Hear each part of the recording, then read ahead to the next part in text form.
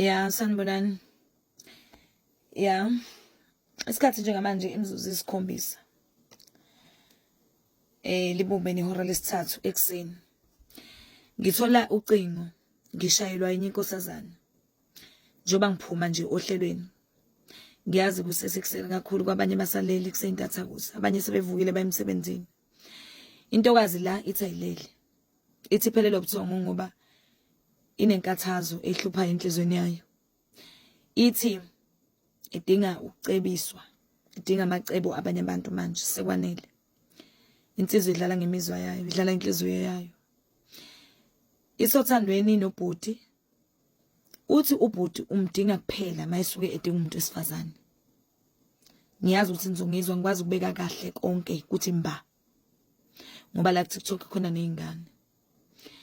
Uthi ubhuti umdinga kuphela mayisuke edinga umuntu wesifazane. Okusho ukuthi umdinga kuphela makukhona into emshisayo egazini, makukhona afuna ukuyithintitha. Uthi uyithintithela kuye. Uthi une stress. Ngiyabuza ke ngithi mina uma unento efana naleyo ngoba uyabona ukuthi ukudinga kuphela mayisuke efuna ukujabula noma ukuyijabulisa. Kungani ngamali? Intokazi ngitshela ukuthi ayikwazi imali yamthanda. Uyakhala bafethu angazi ukuthi le ndaba ngachaza ngithini. Ngimtshelile ngathi ngizomfunela usizo kwabanye abantu bambonise. Angizukulisha igama lakhe. Ngizocela ukuthi nimbonise umntana abantu ukuthi enze njani. Uthi uyamthanda akazomala kanjani and umemala khetheka yena. Uthi ke wazama ukumyeka. Thoma emtshela ukuthi bhuti angithandi 1 2 3 wenzayo. Uthi akafuni uthi uvesana ethi yazi mina ngithanda ukukhuluma awume kancane ngamacala ngikhathele ukukhuluma angithandi into engikhulumisayo. Awujabulela ukuthi ngikhona awujabulela ukuthi ngiyakubona uyabona leyo nto leyo. Manje uthi uyafisa ngabe uyamyeka uswela amandla akazi wathathaphi. Uthi kungcono udinga umuntu ozombamba ngezandla zombili ampisibindi amali. Angazi ngizothini kulolu daba ngithembeni nake sisethebeni ngicela ukuthi nithathe nenze yenu ngicela nigqoke ngoba intokazi ihlukumezekile ithi ubuthongo ayisabazi ithi ayisakwazi ukulala thwizumekile nje ilele ingenxa lenkinga ithi iyamthanda ubhuti akazomala kanjani noma yabo ngokwayo kahle kahle bifisa mina ngikhulume naye ngimfonele ngoba inethemba lokuthi makukhulume mina nalobhuti uzomuzwa mhlawumbe uzongizwa. Angikwazi ke mina ukonyakazisa ngiyoxukuza ijuba uyabona imizwa yomuntu angayizwa ngomunye umuntu understand kungashintsha isikhashana kodwa ngeke kube yiphakade. Mangimbonisa kanjalo still ubuke ngathi ngimlahlela izandla. Ngicela ukuthi ningelekelele umbono wakho uyokwazi ukusiza kakhulu. Ngicela nisilekelele kakhulu.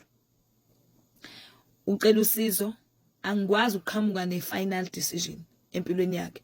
Umuntu mayithanda umuntu akavumi umthathele inqumo.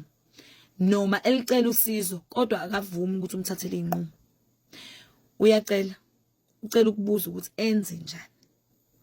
Insizwa uyayithanda kakhulu. And akazi noma ukumthanda kwakhe kudala naye ukuthi yena akamthandi. Uthi akamthanda inhlobo. Uthi ekuseni akamfoneli njenga wonke umuntu. Uthi akamfone nje. Uthi akaphendule kuma WhatsApp kodwa mhla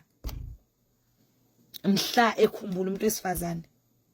Ingabe usuke ebhampile la bhampe khona, ingabe usuke eshayekile la shayeke khona. Uthi mhla ekhumbula umuntu wesifazane uza kuye. Ngicela siyilekeleleke le ntokazi. Ngicela ubeke umbono wakho uyoba mkhulu kakhulu uyosiza kakhulu. Uyoselekelela ngoba akwazi ukuthi singaba nomuntu ohlukumezeke kangaka. Ibikhona indlela yokwenzeka. Ibikhona indlela yokuthi aphume. Hayi, ngelekeleleni babhemu. Ngelekeleleni intokazi. Angeke siyeke kanje. Angeke sishiye kanje. Ngicabanga ukuthi ukuvela kwakhe mhlawumbe ezogcina evelile angimazi noma uzogcina ekuvuma yini ukuvela phambi kwabantu ngoba yena uthakana nkingi engayiveza yena. Iwari yakhe umjida athandana naye uzocaswa kakhulu ayenze kakhulu amali kakhulu. Ucela usizo uthenze njani aphume kanjani ngoba uthando ngaphakathi kuyena liyamehlula uyamthanda.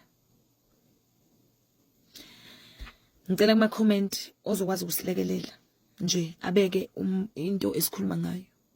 Okunye nokunye sobe sikubona. Ngiyabonga.